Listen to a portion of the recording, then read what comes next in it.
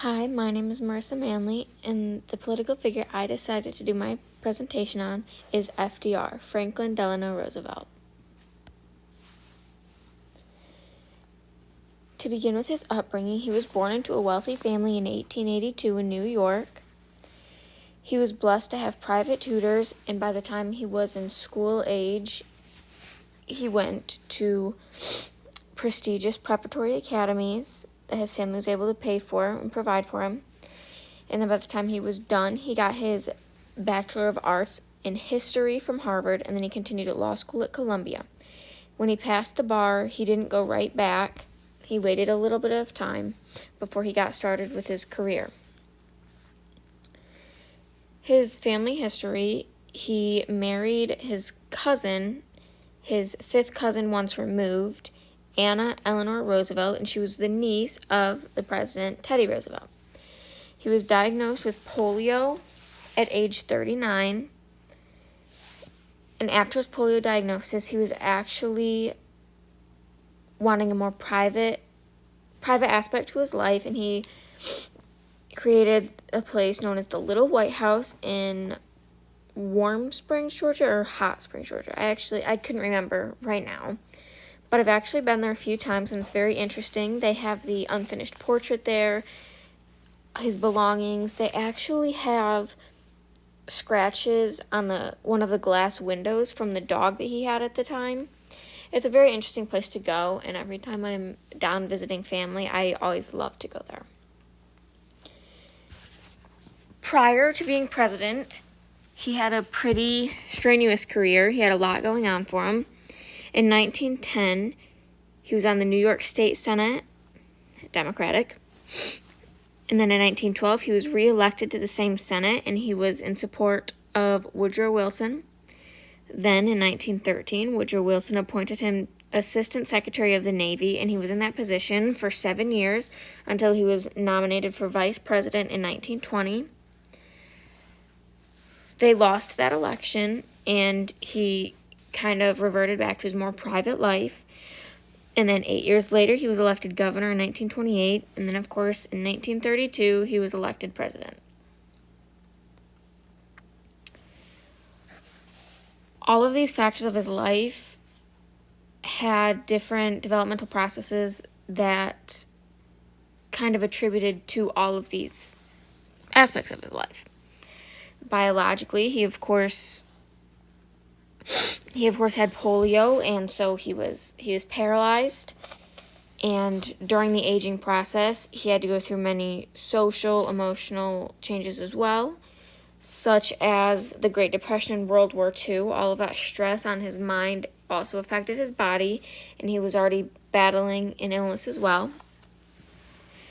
Cognitively, I focused on the crystallized intelligence and fluid intelligence.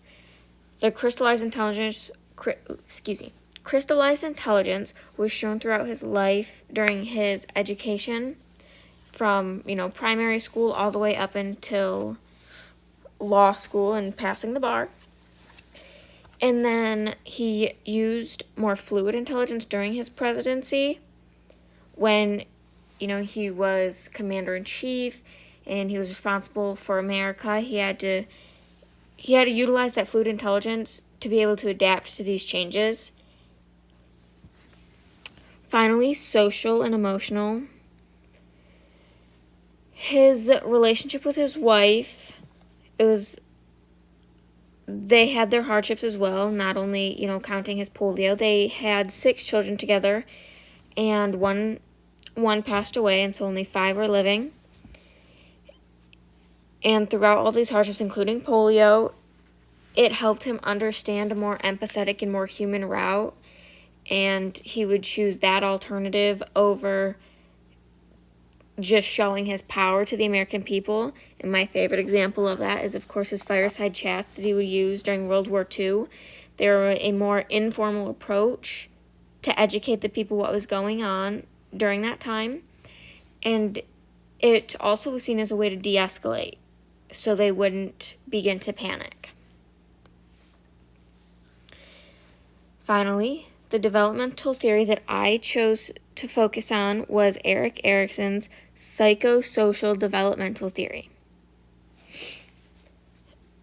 the biggest thing that I grasped from learning about this theory was how conflict resolution and essentially how you respond to specific circumstances helps you develop depending on the age. One of the ones I wanted to focus on was the intimacy versus isolation, and that goes back to his relationship with his wife also, because rather than isolating himself during these hardships, he was able to create that bond with his wife, and they were able to help support each other. And then also, in the same boat as intimacy and isolation, his overall relationships that he built in his career as well, rather than just isolating himself from all of the challenges that he's faced and all of the challenges that were also given to the American people during his presidency, his time as governor, and etc. Another very important part of this theory, and probably for him since his spotlight was of course during his adulthood up until his death, the generativity versus stagnation. I think I'm saying that right. He was not selfish. He didn't only worry about himself. He was very much a giver, and he was able to help the American people in many ways. Like I had said, I love to talk about the fireside chats that he had, and that was a very vulnerable and emotional side of him that he was giving to the people. The leadership that he was able to provide to the armed forces, the government, and also the citizens during the Great Depression, and how he supported them and helped guide them through it in a way, and also through World War II.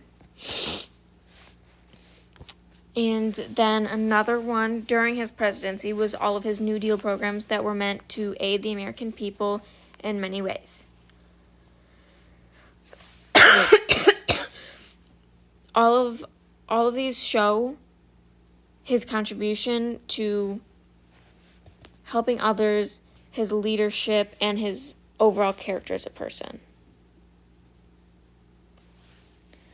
There are many more stages that